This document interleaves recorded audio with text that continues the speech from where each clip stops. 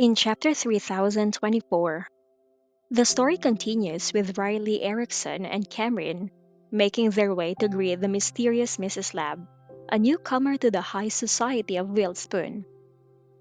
As they discuss the changing attitudes of young people towards marriage and the resulting societal implications, the chapter subtly critiques modern trends where the reluctance to marry and have children is leading to a decline in both marriage and fertility rates.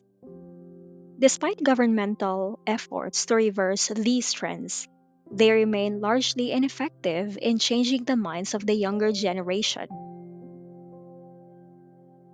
As Riley and Cameron arrive at the entrance of the Erickson family's villa, they observe the bustling scene of arriving guests and parked cars, indicating the scale and significance of the event. The open air parking lot within the villa grounds is full, forcing many guests to park their vehicles along the roadside, creating a long line of luxury cars, a testament to the wealth and status of those attending. Riley, ever the gracious host, takes a moment to greet newly arrived guests before asking a servant about the whereabouts of Mrs. Lab. The servant informs her that Mrs. Lab has just parked and is still in her car. Riley's curiosity peaks as she waits to meet this unfamiliar guest.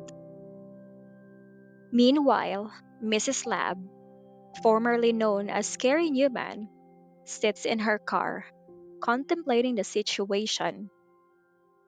Her past experiences at such events have been vastly different.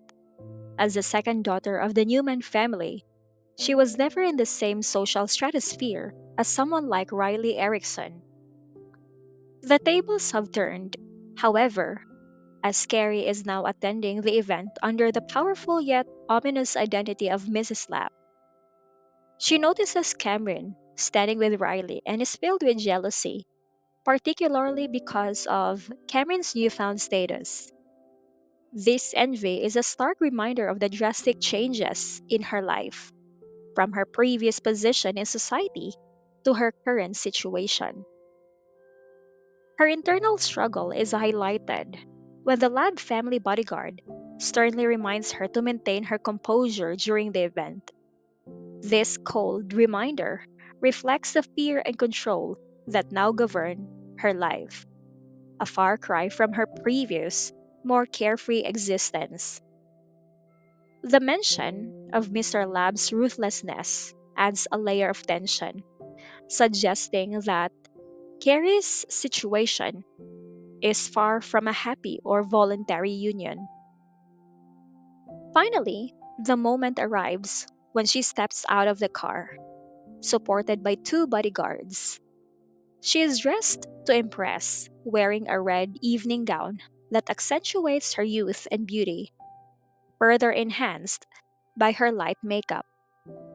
Her appearance is calculated to project an image of nobility and elegance, appropriate for her new role as Mrs. Lab.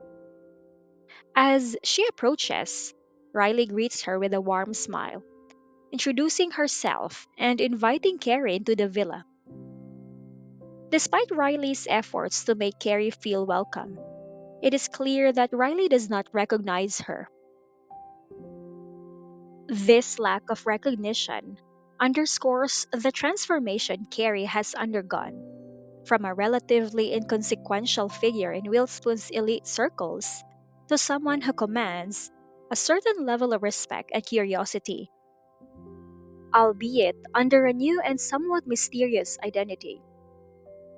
The chapter concludes with a subtle tension of this encounter lingering in the air. Carrie's entrance into the Erickson family's banquet marks her first appearance in Wilspoon's high society as Mrs. Lab, a role she is still adjusting to under the watchful eyes of the bodyguards and Mr. Lab.